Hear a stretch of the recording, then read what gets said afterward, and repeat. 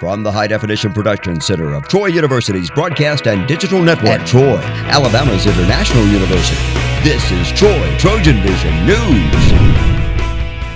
Hello and welcome to Troy TrojanVision News for February 28th, 2017. I'm Samantha Charles. And I'm Sarah Singletary. Thank you for joining us this evening. Friday morning, the Brothers of Alpha Tau Omega will start their 6-day walk to Panama City for their annual Walk Hard fundraiser. However, last night, as a way of kicking off a week of activities leading up to the big walk, the ATOs, along with some fellow students, took a slightly shorter walk. Justin Walker explains. The Brothers of Alpha Tau Omega fraternity and students of Troy University braved the rain and cold on Monday to kick off the fraternity's annual Walk Hard fundraiser by having its first ever memorial walk, trekking from Troy University's quad to the town square.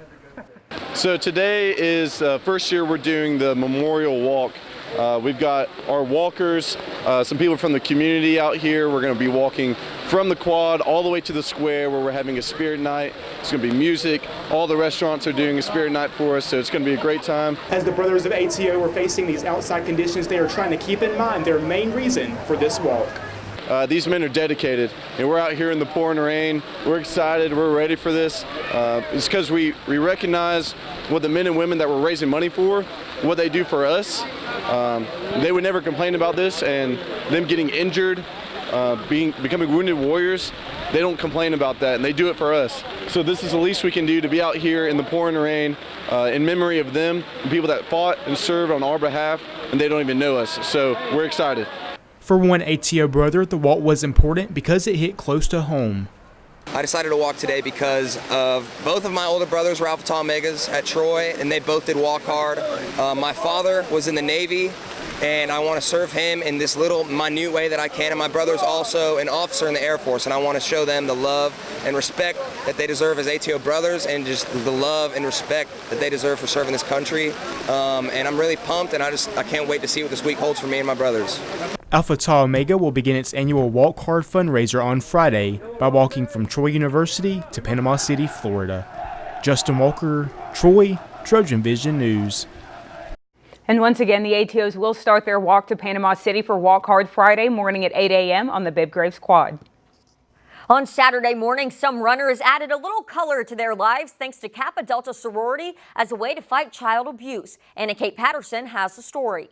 Saturday morning, the Kappa Delta Sorority at Troy University held their 5th annual Color Me KD 5K event. The Sisters of Kappa Delta used this event to raise money for their philanthropy and are proud to say that most of the donations stay in Pike County. It's like benefiting Prevent Child Abuse America, and 80% of all the funds that are raised today stay here in Pike County and go to the Pike Regional Child Advocacy Center. Leading up to the run on Saturday, the sorority held events throughout the week to help everyone prepare. Last night we had like a carb dinner, and for like the runners to come in and get a whole bunch of carbs before the race today, and to prevent cramps. The event consisted of 3 different categories: the 1 mile fun run, the Color Less 5K, and the Color Me 5K. While many people were taking part in different races, most were running for similar causes. I know it goes for a great cause, and that's something that my friend Caitlin Lipscomb is super passionate about, and it's cool to see her passionate about it, and I am really excited just to come support her in the cause. So. I just wanted to help support them, get some of that color on my skin, and support my girls. As a senior sister of the sorority, Caitlin Lipscomb has watched the event grow over the past few years and is happy to see the involvement it has gained. I was actually Vice President Community Service last year, so I was in charge of it, and every year it's developed to where it's gotten more successful. We've figured out things that work and figured out things that don't work, so I feel like it's definitely improved over the years. Last year, the Kappa Delta sorority raised over $40,000 during their Color Me KD 5K event. Anna Kate Patterson, Troy TrojanVision News. Proceeds from Saturday's run will be donated to the Pike County Child Advocacy Center. And there was magic in the air last night in Claudia Crosby Theater. That was because the University Activities Council brought a magician to campus to entertain the students. Chelsea Law has the story. On Monday evening, the UAC brought America's Got Talent illusionist Leon Etienne to wow the audience with a few magic tricks in the Claudia Crosby Theater. I got started in magic when I was 12 years old, which was 3 years ago. 12 years old, I was grounded by my mother, bored out of my mind, so I started reading a magic book that an aunt had given me, and just learned it from there. I left my room when I was grounded, which is a no-no, and my mom said, "What are you doing out of your room?" And I said, "I just want to show you this trick." And I showed her the trick I learned from the book, and it blew her mind, and I was hooked. And that was 21 years ago now. I just turned 33. Magic is the only job I've ever had. It's the only thing I've ever done for a living, and I absolutely love it. Etienne performed many tricks such as changing a dollar bill, guessing a card number, and for the grand finale, performing Houdini's famous straitjacket escape trick, all with the help from audience members. Oh my God, Troy was incredible. I gotta admit, I had a heck of a journey because first of all, the schedule got mixed up. They thought I was supposed to be here last week, but I was in Atlantic City performing, and then I literally pulled it out of my hat how I was able to get here today. I rearranged my whole schedule so I could make it here. If you want to catch Etienne's next show, you might have to book a plane ticket. What is next? I leave for China on Friday for a 2-year contract with my own theater. It's called the Magic Rocks Theater in Saipan. Chelsea Law, Troy, TrojanVision News.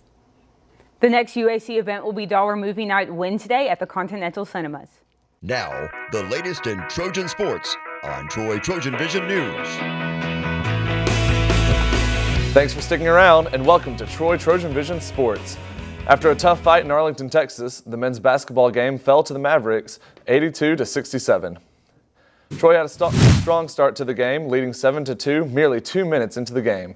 Devon Walker gave the Trojans a 17-16 lead at the 13-minute, 17-second mark in the first half. But afterwards, the Mavericks turned up the heat and made away with the win. UTA forced 15 Troy turnovers and held the Trojans to an overall shooting average of 41%.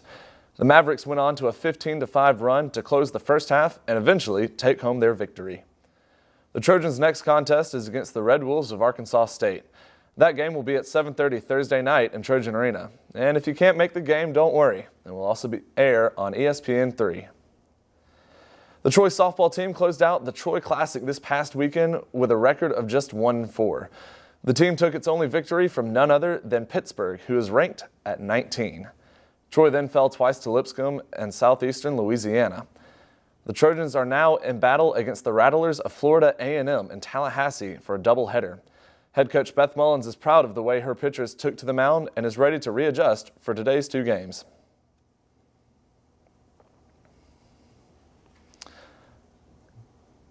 We minimized the runs and played good defense in that last game, but, you know, we've just got to do a better job of putting the 3 aspects together. We got to pitch, play defense, and hit. And we didn't do one of those in each game, and it hurt us. So, like I said, we kind of found ways to lose this time, and that's not really our identity. So we're going to be fine. We've just got to get back to what makes us great. The team has just wrapped up their first match with Florida A&M with a 4-0 victory and is getting ready to start their second match with the Rattlers in just a few minutes. The Trojan baseball team has been preparing for their next contest after leaving New Orleans with heads high. The Trojans beat the Privateers overall 2-1, and now the Trojans are warming up in Birmingham and getting ready to take on the Blazers of UAB at 6 o'clock. The Blazers are currently 5-2 overall and have only lost 1 home game so far in Regents Field. However, Troy is currently 4-3 overall and has only lost 1 away game. Indoors out and outdoors in. That's right, the track and field team is getting ready to kick off the outdoor season after finishing 9th at the Sunbelt Indoor Championships. Now, you know how impressive the Trojans have been during the indoor season. Hakeem Montgomery is tied for 4th in the nation in his 60-meter dash, and Nyada Alexander set team best in the 200 and 400-meter dashes with times of 24.15 seconds and 55.97 seconds, respectively, at the Sunbelt Indoor Championships. But get this, head coach Mark Davis says indoor was just the beginning of what his team can do. The outdoor season, I think, honestly, this team is more of an outdoor team. There's a lot more events that go our way outdoors. The way the team is made up now, we're still building towards indoors and putting an emphasis on that as well. But, you know, we have the events that we really like to run. The Trojans dominated during indoor season, and Davis thinks his team is more suited for outdoors. We'll get a chance to see our Trojans put to the test this Friday when they head down to Mobile for a weekend at the Jaguar Opener hosted by South Alabama.